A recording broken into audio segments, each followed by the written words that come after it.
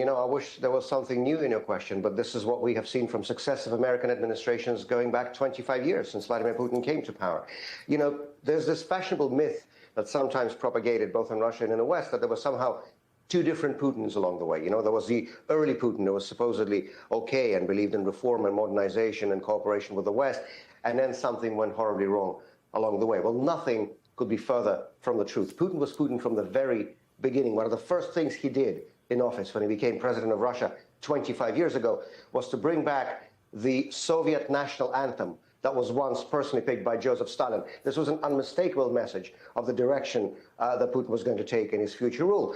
In his early years in the Kremlin, Putin publicly proclaimed the peaceful dissolution of the Soviet Empire to be, and I quote, the greatest geopolitical catastrophe of the 20th century. This is a former KGB officer who's openly nostalgic for the Soviet totalitarian past. He has revived the worst forms of Soviet reality in Russia today, both in terms of the domestic repression against Russian citizens who oppose this regime, who oppose this dictatorship, and in his new imperialist policies abroad, trying to restore the old Soviet-era spheres of influence.